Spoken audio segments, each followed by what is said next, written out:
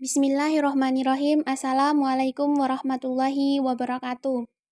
Alhamdulillahirabbil alamin. Assalatu wassalamu ala asrofil anbiya wal mursalin sayyidina Muhammadin wa ala alihi wa sahbihi ajmain, amma ba'd.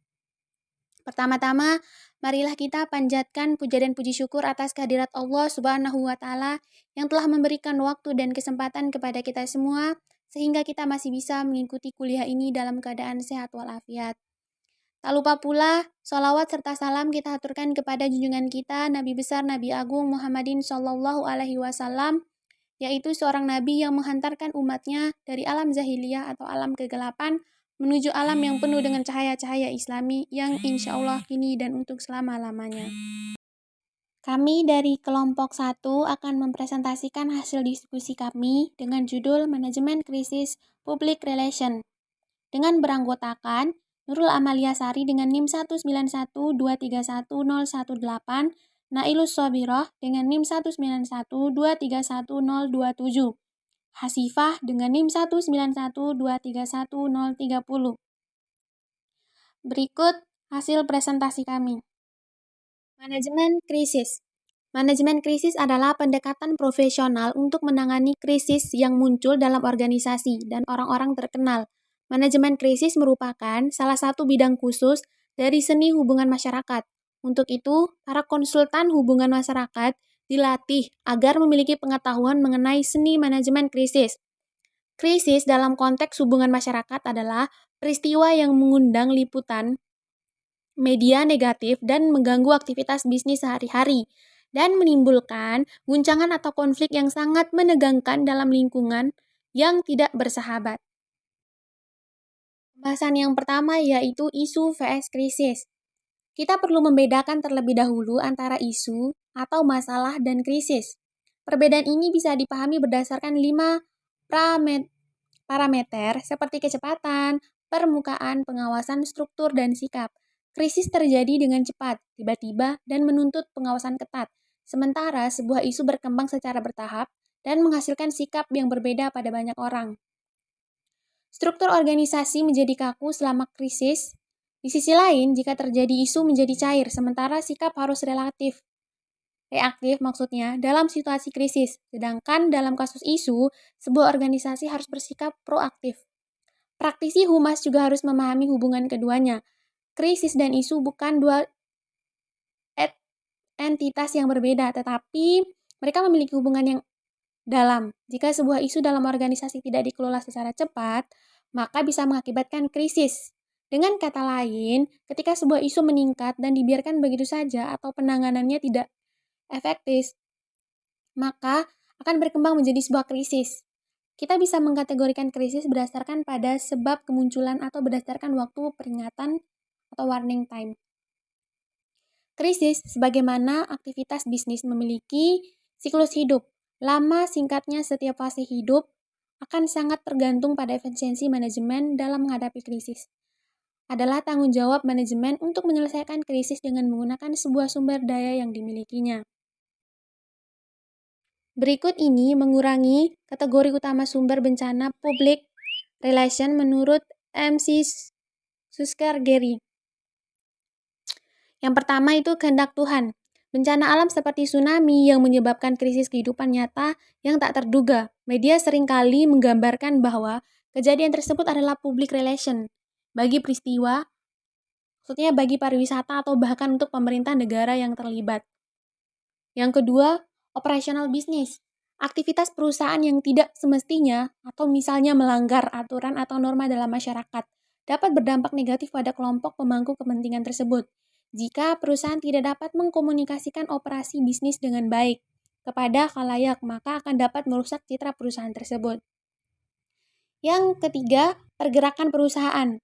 Pada saat terjadinya akuisisi, merger atau pengambil alihan, ada banyak ruang untuk ketidakpuasan dari berbagai pihak, terutama dari internal perusahaan itu sendiri. Yang keempat, legalitas. Ketika sebuah isu diperdebatkan atau di pengadilan, dibawa ke pengadilan, kemudian diekspos di media, maka potensi bencana public relation akan semakin besar. Yang kelima, rumor. Gosip bisa sangat merusak reputasi mereka, misalnya rumor tentang beberapa jenis makanan atau penyedap rasa yang mengandung zat babi. Jika perusahaan tidak mampu mengklarifikasi dan memperbaiki citranya, maka akan sangat merugikan perusahaan itu sendiri. Kemudian, yang keenam, staf. Jika ada staf yang melakukan tindakan atau perilaku yang dapat menciptakan ketidaksukaan publik, maka hal tersebut akan merusak citra perusahaan.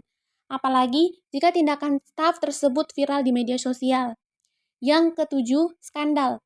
Jika ada skandal yang melibatkan salah satu atau orang-orang penting dalam sebuah organisasi atau sebuah perusahaan, maka kasus tersebut akan dapat merusak citra perusahaan itu sendiri. Manajemen masalah. Manajemen masalah adalah bagian dari proses sehari-hari praktik public relations. Situasional public yang didefinisikan oleh Gruning menguraikan 3 karakteristik yang mempengaruhi bagaimana publik bereaksi terhadap masalah. Pengenalan masalah, pengenalan kendala, dan tingkat keterlibatan. 1. Dalam mengenali sebuah masalah, orang akan secara aktif mencari informasi mengenai masalah yang menyangkut mereka dan atau mencatat informasi yang mereka dapat tanpa disengaja. 2. Pengenalan kendala menggambarkan sejauh mana orang percaya bahwa ada hambatan yang membatasi kemampuan mereka untuk menjalankan rencana mereka. 3.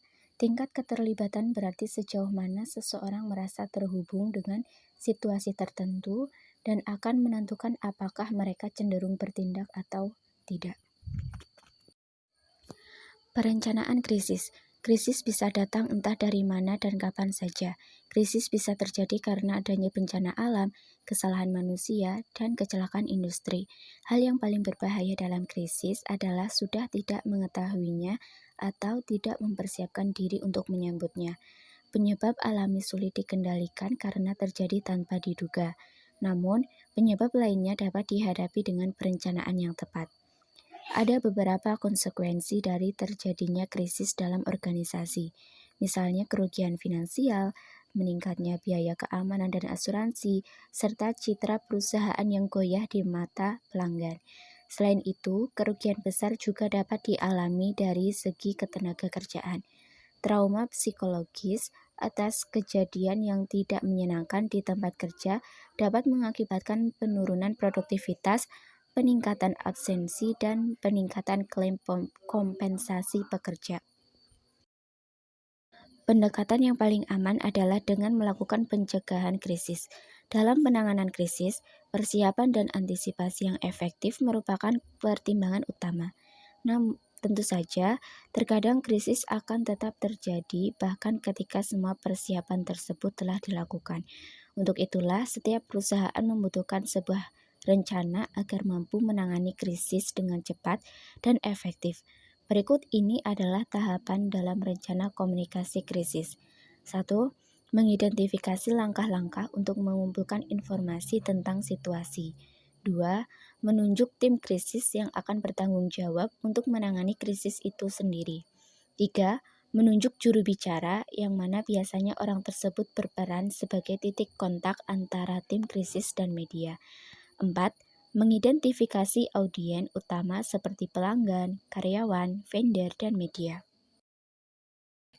Persiapan menghadapi krisis. Kunci dalam manajemen krisis adalah persiapan. Krisis harus dapat diidentifikasi sebelum ia terjadi, dan saat ia terjadi, krisis tersebut tidak berada di luar kontrol sehingga bisa ditangani. Setidaknya, ada 2 hal yang perlu dilakukan oleh perusahaan agar siap menghadapi krisis. Pertama, harus ada komite krisis yang terdiri dari orang-orang seperti Chief Executive Officer atau CEO, manajer personalia, manajer kerja petugas keamanan, dan manajer hubungan masyarakat atau siapapun yang dipandang tepat dalam membantu menangani krisis. Kedua, orang-orang itu harus berhubungan secara rutin melalui rapat, baik offline maupun online, sehingga prosedur yang direncanakan dapat ditinjau dan diperbarui, termasuk sarana komunikasi yang tepat jika terjadi bencana. Salah satu tujuan dalam prosedur yang direncanakan ini adalah untuk memastikan bahwa semua anggota komite krisis memiliki akses terhadap informasi yang sama, dapat menyepakati bersama apa yang akan dikatakan kepada media, dan secara konsisten memberikan informasi yang sama. Ketentuan penyediaan informasi. Banyak yang mengambil kesimpulan bahwa perusahaan harus disalahkan ketika ada hal yang tidak beres.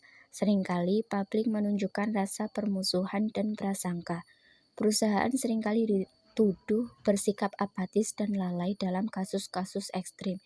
Perusahaan juga dinilai buruk jika mencoba menutupi informasi yang kemungkinan akan muncul di kemudian hari atau juga mengalihkan kesalahan ke perusahaan lain.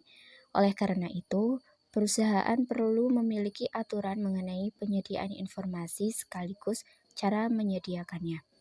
Setiap pernyataan di media harus ditulis dan disepakati oleh komite krisis sesegera mungkin. Kejujuran adalah hal yang diperlukan, tapi harus tetap tegas dan tetap dapat mengendalikan situasi.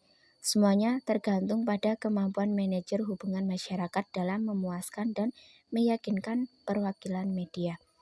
Begitu dia tergelincir ke posisi defensif, penuh nada minta maaf dan berada di posisi lemah, maka media bisa jadi akan melaporkannya secara negatif tentang situasi perusahaan tersebut. Saran dan larangan dalam manajemen krisis. Meskipun banyak sekali saran tentang apa yang harus dilakukan dan tidak boleh dilakukan selama situasi krisis, setiap situasi berbeda cara penanganannya. Berikut ini adalah beberapa saran yang perlu dilakukan dalam menghadapi krisis. 1. Mengumpulkan semua fakta dan pilah-pilah dari satu pusat informasi. 2. Berbicara dengan satu suara secara konsisten melalui orang yang ditunjuk dan terlatih. 3. Pilih juru bicara yang kredibel, latih mereka dan pastikan mereka mendapat informasi yang cukup. 4. Dapat diakses oleh media sehingga mereka tidak perlu pergi ke sumber lain untuk mendapatkan berita. 5. Laporkan kabar buruk Anda sendiri. Jika media harus menggali dari Anda, mereka mungkin memutuskan bahwa Anda bersalah karena menciptakan krisis. 6. Ceritakan cerita Anda dengan cepat, terbuka, dan jujur untuk menghilangkan kecurigaan dan rumor. 7. Jika Anda tidak bisa membahas sesuatu, jelaskan mengapa. 8. Berikan bukti pernyataan yang cukup. 9. Catat kejadian saat krisis berkembang, termasuk foto dan rekaman video. Jadi, nanti Anda bisa menyajikan cerita dari sisi Anda. 10. Update rencana komunikasi krisis Anda secara berkala. Sementara itu, larangan yang perlu dihindari dalam menghadapi krisis antara lain adalah 1. Mengatakan tidak ada komentar atau no comment karena akan mengarah pada spekulasi. Yang kedua, mendebat subjek. Yang ketiga, berusaha menyalahkan. Oleh karena itu, lebih baik hadapi dan selesaikan masalah segera. Yang keempat, bereaksi berlebihan dan membesar-besarkan situasinya. Yang kelima, menyimpang dari kebijakan perusahaan atau prosedur krisis yang disepakati.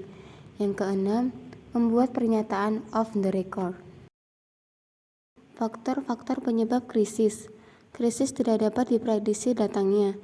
Jalan terbaik untuk menghadapinya adalah mengetahui dan membuat perencanaan. Krisis disebabkan karena hal-hal berikut ini. Yang pertama, krisis karena bencana alam. Bencana alam seperti gempa bumi, letusan gunung berapi, banjir, dan kebakaran dapat terjadi di lingkungan sekitar kita dan manusia selalu tidak berdaya menghadapinya. Yang kedua, krisis karena kecelakaan industri. Krisis karena kecelakaan industri sangat bervariasi, mulai dari mesin yang tidak berfungsi sebagaimana mestinya, kebakaran, hingga kecelakaan kerja. Jika krisis ini terjadi, maka perusahaan memberikan perhatian secara penuh dengan memanfaatkan sumber daya yang ada. Kecelakaan industri dapat menyebabkan kematian, biasanya menjadi magnet bagi media. Yang ketiga, krisis karena produknya kurang sempurna. Dalam bisnis, perusahaan menghasilkan produk yang terdiri dari barang dan jasa. Hal ini mungkin saja terjadi karena produk yang dihasilkan cacat atau kurang sempurna. Walaupun sebelumnya perusahaan telah melakukan riset dan teknik pengembangan produk. Yang keempat, krisis karena persepsi publik. Saat krisis terjadi, perusahaan yang mengalaminya mungkin akan menjumpai krisis lain karena krisis yang terjadi sebelumnya tidak teratasi dengan baik. Inilah yang menyebabkan potensi kerugian menjadi berlipat ganda, baik dari segi keuangan maupun moral karyawan, karena citra perusahaan yang terus memburuk. Krisis karena persepsi publik biasanya disebabkan karena perusahaan melakukan hal-hal yang bertentangan dengan norma yang ada di masyarakat, atau yang bertentangan dengan keinginan dan kepentingan publik. Yang kelima, krisis karena hubungan kerja yang buruk. Krisis ini dapat mengarah pada kondisi tidak terkendali yang serius dalam operasional perusahaan. Kekuatan pekerja dapat memaksa industri untuk tutup sehingga perusahaan terpaksa bertindak agresif. Hubungan antara pekerja dan perusahaan seharusnya dijaga agar tidak sampai pada level saling merusak. Yang keenam, krisis karena kesalahan strategi bisnis. Penyebab utamanya adalah perencanaan atau implementasi strategi bisnis yang keliru dan tidak tepat yang dilakukan oleh manajemen. Krisis jenis ini biasanya tidak dapat diprediksi sebelumnya. Hal ini terjadi karena pergeseran pasar mendadak yang tidak diantisipasi oleh manajemen, kegagalan untuk menyesuaikan dengan kebijakan pasar, krisis global yang secara tidak langsung berimbas pada bisnis perusahaan. Yang ketujuh, krisis karena terkait masalah kriminal. Krisis ini merupakan ancaman besar untuk beberapa industri seperti pariwisata, perbankan, dan penerbangan. 8. Krisis karena pergantian manajemen. Kadang-kadang perubahan dalam organisasi dianggap sebagai suatu krisis. Beberapa perusahaan menempatkan CEO mereka sebagai figur penting yang tidak tergantikan sehingga kepergiannya betul-betul meninggalkan krisis. Beberapa perusahaan perlu menyiapkan rencana pergantian pimpinan sehingga krisis semacam itu tidak perlu terjadi. Yang kesembilan, krisis karena persaingan bisnis. Ketatnya persaingan bisnis dapat menyebabkan persaingan bisnis ini menjadi sering terjadi. Beberapa perusahaan yang memonopoli pasar dapat mengontrol pasar dan menyerang pesaing. Yang kesepuluh, krisis keuangan. Krisis keuangan adalah krisis yang terjadi karena perusahaan mempunyai masalah cash flow atau likuidasi jangka pendek dan kemungkinan pailit di masa yang akan datang. Yang ke-11, krisis public relation. Krisis public relation sering disebut krisis komunikasi. Terjadi karena disebabkan pemberitaan negatif yang kemudian berimbas buruk pada bisnis perusahaan. Pemberitaan media atau isu yang beredar bisa jadi benar atau mungkin tidak, tetapi berpotensi mempengaruhi citra seorang atau perusahaan. Salah satu tugas public relation adalah mengklarifikasi pemberitaan di media yang tidak seimbang atau yang memojokkan perusahaan.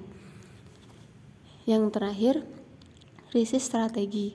Krisis strategi adalah perubahan dalam lingkungan bisnis yang menyebabkan kelangsungan hidup perusahaan terganggu. Perusahaan sebaiknya memiliki rencana dalam menghadapi krisis dan menghindari keputusan yang justru akan membuat perusahaan terperosok jauh dalam krisis. Mereka harus tahu skenario terburuk yang akan terjadi dan mempunyai kontingensi plan dalam menghadapinya. Tahapan-tahapan krisis pada suatu perusahaan. Seperti aktivitas bisnis lainnya, krisis memiliki siklus kehidupan.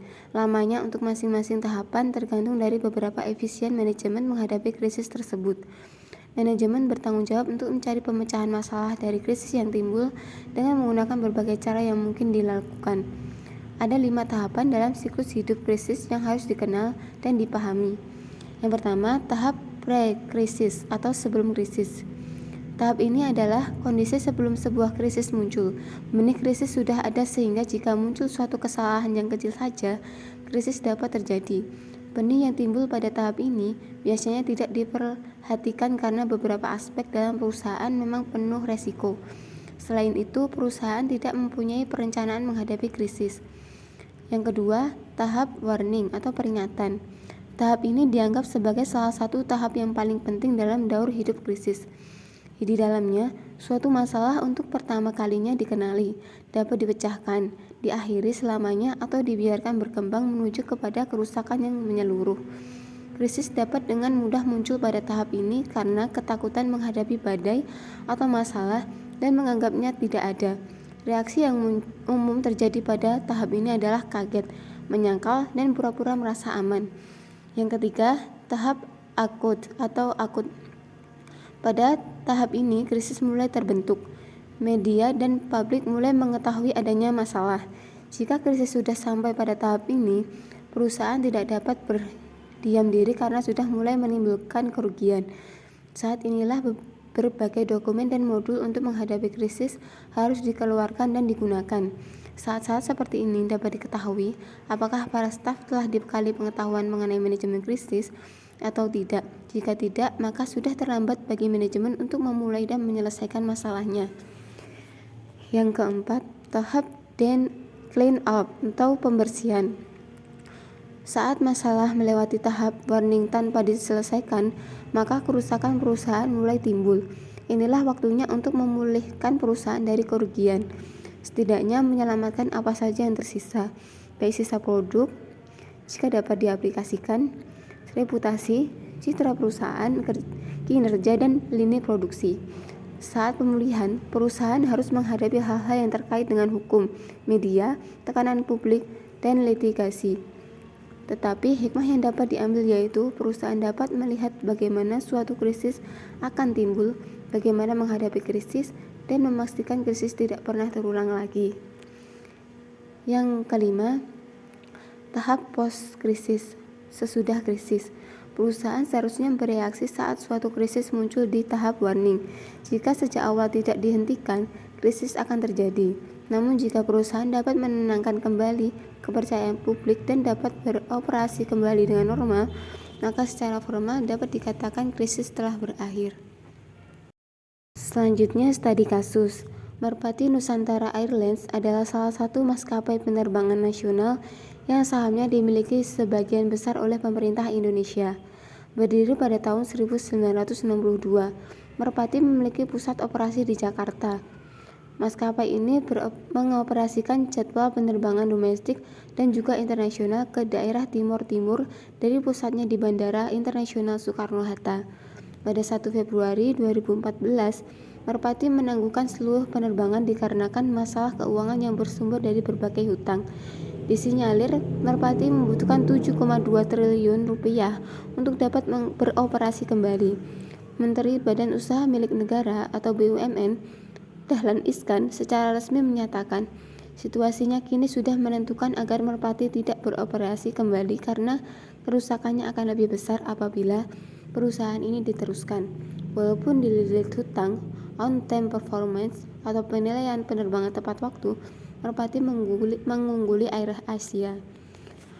Pada 18 September 2014, Menteri BUMN Dahlan Iskan menyatakan bahwa pemulihan maskapai ini akan membutuhkan 15 triliun rupiah untuk menutup pembayaran gaji, berbagai kerugian yang diterima perusahaan dan hutang pada sekitar 2.000 pihak.